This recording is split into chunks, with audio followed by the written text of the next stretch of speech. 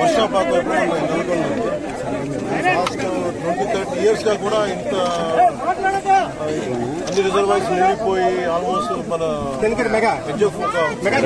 వరద ముప్పు గురే పరిస్థితులు వచ్చినాయి.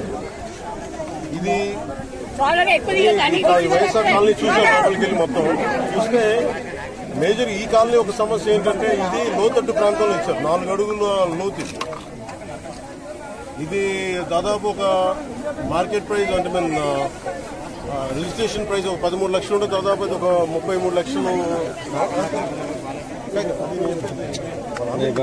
బేసిక్ ఉన్న ప్రైస్ 30 లక్షలు. దీన్ని అత్యధికంగా దాదాపు 60 లక్షల రూపాయలకి అమ్మి 60 లక్షల పైచులకు 64 లక్షలు కనుకుంటే కదా సరిగ్గా చెప్పాలి. 24 లక్షల మీద దాదాపు 32 ఎకరాలు మన జగనన్న కాలనీ పెట్టారు. ఇక్కడ ఇది ఆల్రెడీ ముంపు ప్రాంతాలు. ఇవన్నీ ఈ ముంపు ప్రాంతాలు ఎవరి కొన్ని చోట్ల పెట్టారు. కనీసం వాళ్ళ లోపల కంప్లైంట్ ఏముంది అంటే కనీసం వాటర్ డ్రైనేజ్ పైపులు లేవు, బయటికి వెళ్లే పరిస్థితులు లేవు.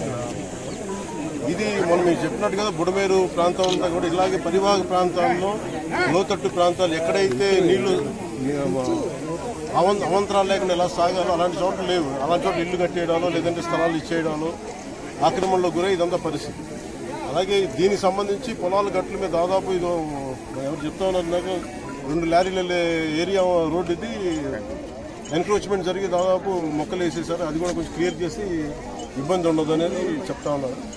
మేజర్ ఏంటంటే ఇక్కడ ఒక కల్వర్ట్ కావాలి, బ్రిడ్జ్ కావాలి. ఆ బ్రిడ్జ్ ఒకటి వేస్తానని చెప్పి మాట ఇచ్చాను. ఈ వరదలు తగ్గగానే దీన్ని వాటర్ ఫుటింగ్లో చేయించాలని చెప్పి కలెక్టర్ షణ్మోహన్ గారు కూడా మాట్లాడుకుంటా ఉన్నాం.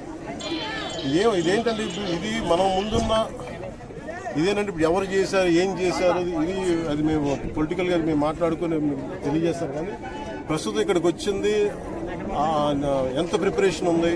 ఇన్ఫ్యాక్ట్ వరదలు మనకి ముంపు గురైతే ఇప్పుడు దాకా పొలాల్లోకే ముంపు గురైనాయి. అలా కాకుండా కాలనీల్లోకి ఇళ్లలోకి వస్తే ఎంత రెడీనెస్ ఉందని యంత్రాంగం ఒకసారి పరిశీలించడానికి వచ్చాను, సమస్యలు తెలుసుకోవడానికి వచ్చాను. ఇవన్నీ ఒకసారి వరద ముప్పు తగ్గగానే ఒకసారి వీటికి సమస్యలు పరిష్కారం దిశగా వీటికి శాశ్వత పరిష్కారాలు దిశగా అడుగుతాం. సార్ ఇప్పుడు ఏలేరు అనేది వరదాయిని మెట్ట ప్రాంతానికి ఉమ్మడి తూర్పుగోదావరి జిల్లాలో ఇవాళ దుఃఖదాయినిగా మారింది. మొత్తం మునిగిపోతున్న పరిస్థితి. గత 5 ఏళ్లలో కనీసం పూడికి కానీ ఏ పని చేసిన పరిస్థితి. ఇప్పుడు మీరు దాని ఆధునికీకరణ కూడా మీరు కూడా మాట్లాడారు. నేను అనేది ముందు ఆధునీకరణ అనేది ముందు పక్కన పెట్టండి. గత 5 సంవత్సరాల కాలంలో వీళ్ళు కాలువలు పొడికలు తీయాలి. నిజం ఏం చేసేటం ఈజీ వీళ్ళ ఎందుకంటే ఇప్పుడు దీన్ని పొలిటికల్ రెటారిక్ కానీ లేదా వైసీపీ తిట్టడానికి వేదిక చేసుకోలేదు. దీని గురించి ప్రత్యేకించి వాళ్ళు అన్న ప్రతి మాటకి వాళ్ళు చేసిన ప్రతి పనికి సాక్ష్యాధారాలతో సహా వాళ్ళు ఏం చేశారు, వాళ్ళు ఏ స్థాయిలో పెట్టారు అనేది మీకు చాలా కూలంకషంగా మీకు వివరిస్తారు.